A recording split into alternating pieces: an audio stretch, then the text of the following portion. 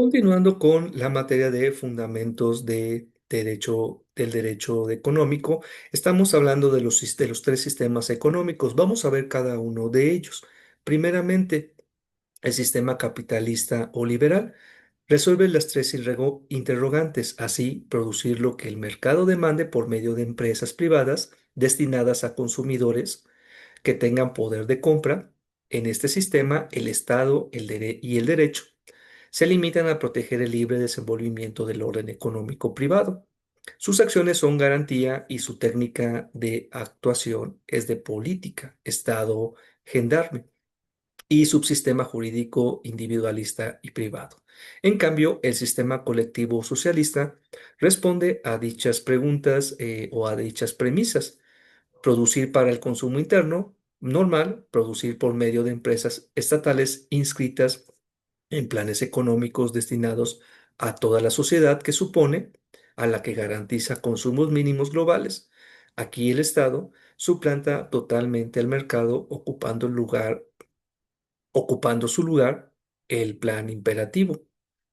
El derecho se expande a su vertiente orgánica, derecho público, y se limita en su vertiente inorgánica y derecho privado. Por su parte, el sistema mixto o dual responde a las interrogantes en forma opuesta al sistema o a los sistemas anteriores.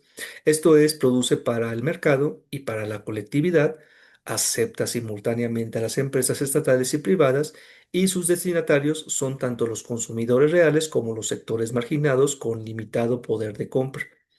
Aquí el derecho se bifurca, en dos campos diferenciados, el derecho público y el derecho privado.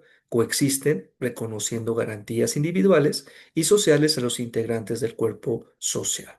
Ahora, vamos a hablar de la intervención a la participación del Estado en la actividad económica.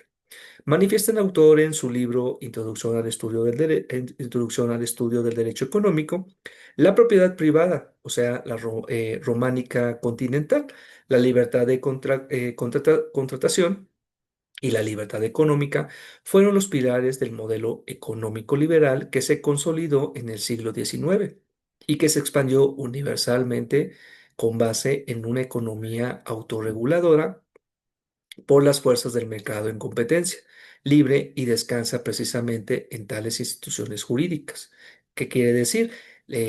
Economía privada y derecho individualizado son las dos caras de un mismo proceso, el cual opera en dicho lapso histórico y consolida la hegemonía de una clase social, la burguesía, que nadie o que nace de la sociedad feudal y emprende el tránsito a un sistema social más avanzado y progresiva, el capitalismo.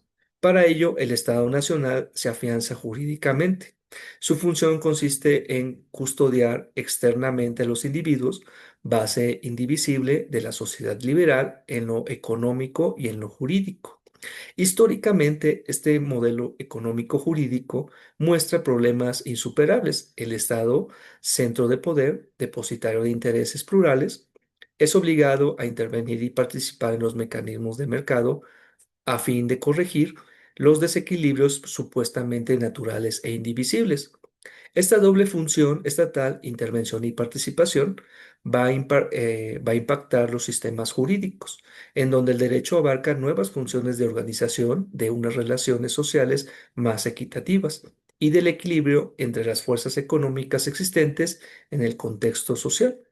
Este cambio de funciones del Estado, que abandona su papel anterior de gendarme, provoca en los sistemas jurídicos cambios relevantes como la ley pasa a ser el instrumento de progresión económico, se sustituyen principios y técnicas jurídicas y el poder ejecutivo es, es desmedro del legislativo, pasa a formar un centro importante de la producción jurídica. Dicho proceso de intervención no se detiene, sino por el contrario, avanza hacia su racionalidad y permanencia.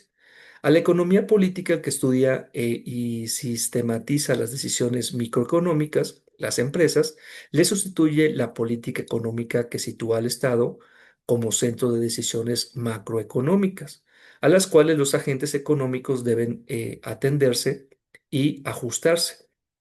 El estado del bienestar, welfare state, se erige como el indicador del progreso social y su participación se articula en la estructura misma de la nueva economía mixta social de mercado, conformada por medio de empresas privadas y públicas y transnacionales. En efecto, a la política económica se convierte en ciencia y técnica y avanza hacia la planificación regulando democráticamente las decisiones y ejecuciones económicas de los grupos o individuos y empresas. Concluimos estas reflexiones con las siguientes premisas. Primero, a sistemas económicos liberales han correspondido sistemas jurídicos individuales y privatistas. Segundo, en cambio, a sistemas económicos socializados corresponden sistemas jurídicos administrativistas y públicos. Dichos cambios han tenido como centro nodal el derecho de propiedad y sus consecuentes efectos jurídicos y económicos. Y tercero, finalmente, a sistemas económicos mixtos corresponden sistemas jurídicos orgánicos e inorgánicos, coexistencia del derecho público y privado. El derecho económico nace en los sistemas socializados y mixtos como instrumento que regula, disciplina y sanciona la política económica y la planificación de desarrollo. La década de los 90 planteó cambios significativos en la relación economía-derecho. El estado del bienestar y la economía mixta son sometidos a una crítica estructural y todas las diferencias o deficiencias, mejor dicho, de los sistemas productivos centrales o periféricos son atribuidas a la presencia interventora reguladora de los gobiernos. Los procesos objetivos de globalización económica, comercial, financiera, productiva, tecnológica, son presentados ahora como paradigmas arrolladores indiscutibles, a los cuales los países en desarrollo deben insertarse fatalmente a la manera neoliberal, es decir, con apertura comercial, liberación de la inversión extranjera, retiro del Estado de sus funciones económicas, como orientador, regulador y promotor del crecimiento económico y del tránsito del primer mundo.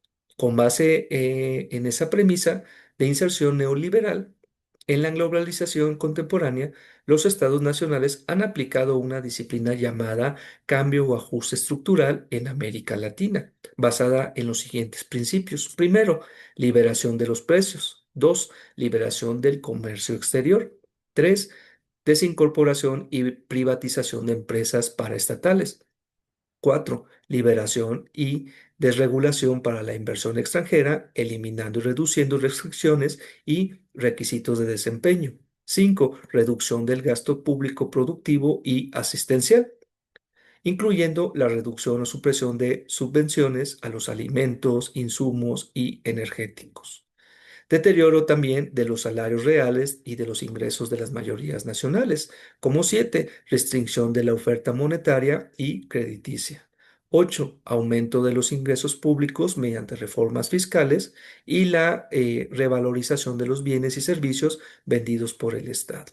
Nueve, liberación de los mercados financieros. Y 10, y por último, reducción o supresión de las políticas industriales o de fomento económico.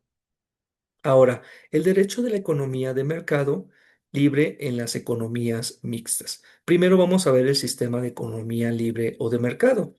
Este sistema, conocido también como economía del mercado capitalista, surgió en el siglo XVIII, consolidándose universalmente en el siglo XIX y principios del siglo XX, al calor de la revolución industrial, que tiene como centro geoeconómico a Inglaterra. Los 10 factores determinan su gestión, que son: primero, consolidación de los mercados nacionales, Francia e Inglaterra; apertura de los mercados internacionales; invenciones tecnológicas productivas; consolidación de la propiedad privada sobre los medios de producción; división social de trabajo; desarrollo de las ideas liberales, libertad, igualdad y fraternidad; desarrollo de instrumentos financieros, monetarios y bancarios y de sociedades mercantiles; presencia de un Estado abstencionista con limitadas tareas; custodia de fronteras, seguridad interna y regulador externo de los individuos.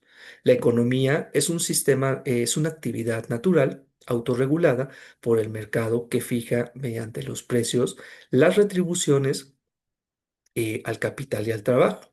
Y la libertad económica es total, tanto a nivel interno como a nivel de los intercambios entre países. División Internacional de Trabajo. Este modelo económico tuvo su mayor esplendor en el siglo XIX, experimentando al comienzo del siglo XX diversos desajustes, crisis y desequilibrios que desembocaron en la Primera Guerra Mundial y en la crisis de 1929 y 1930, fenómenos que atacan en su esencia los principios y caracteres antes mencionados.